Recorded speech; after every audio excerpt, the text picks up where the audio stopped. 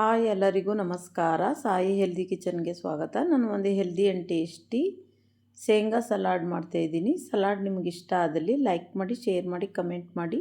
ನಮ್ಮ ಚಾನಲ್ಗೆ ಸಬ್ಸ್ಕ್ರೈಬ್ ಆಗಿ. 1 ಬೌಲಷ್ಟು ಶೇಂಗಾನ ಆಡ್ ಮಾಡ್ಕೊಳ್ತಾ ಇದ್ದೀನಿ. ಅದನ್ನು ಚೆನ್ನಾಗಿ ತೊಳ್ಕೊಬೇಕು. ಇವಾಗ ತೊಳೆದಿದ್ದಾಗಿದೆ.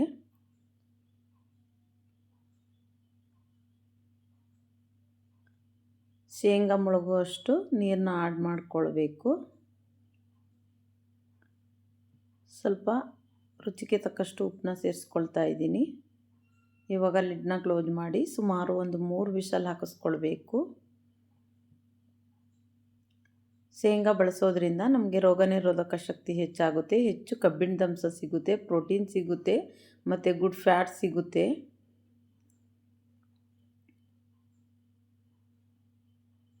ಇವಾಗ ಇದನ್ನು ಕಂಪ್ಲೀಟಾಗಿ ತಣ್ಣಗಾಗಕ್ಕೆ ಬಿಡಬೇಕು. ಇವಾಗ ನೀರನ್ನ ಸೋದಿಸ್ಕೊಂಡು ತಗೊಬಂದಿದ್ದೀನಿ. ನೋಡಿ, ಇಷ್ಟು ಸಾಫ್ಟಾಗಿ ಬೇಯಿಸ್ಕೊಳ್ಬೇಕು ಶೇಂಗಾನ.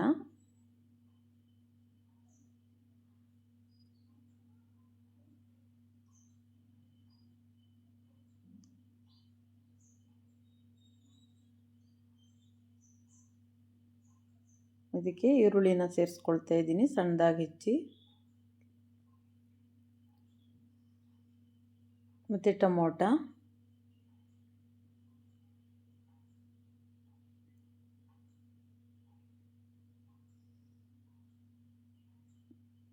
ಸೌತೆಕಾಯಿ,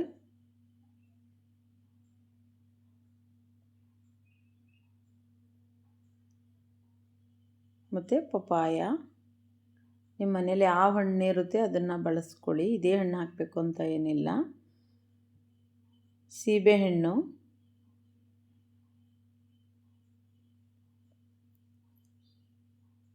ಮತ್ತು ದಾಳಿಂಬೆ.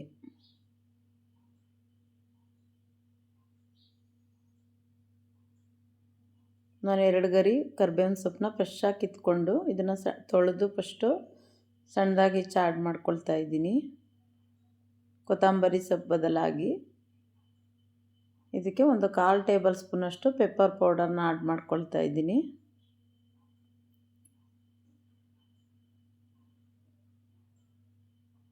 ಮತ್ತು ಆವಾಗಲೂ ಉಪ್ಪು ಹಾಕಿರೋದ್ರಿಂದ 1 ಚಿಟಿಕೆಯಷ್ಟು ಉಪ್ಪನ್ನ ಸೇರಿಸ್ಕೊಳ್ತಾ ಇದ್ದೀನಿ.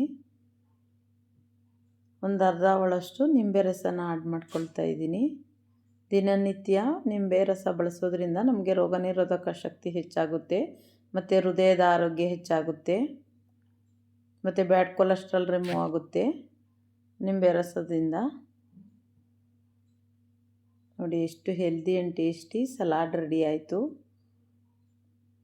ವಾರದಲ್ಲಿ 2 ದಿನ ಮಾಡ್ಕೊಳ್ಳಿ. ತುಂಬ ಹೆಲ್ದಿ ರೆಸಿಪಿ.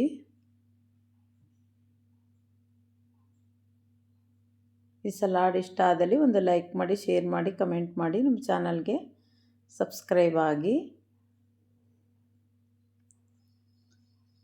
ಮತ್ತೊಂದು ಹೆಲ್ದಿಯಾದ ರೆಸಿಪಿಯೊಂದಿಗೆ ಬರ್ತೀನಿ. ಎಲ್ಲರಿಗೂ ಧನ್ಯವಾದಗಳು.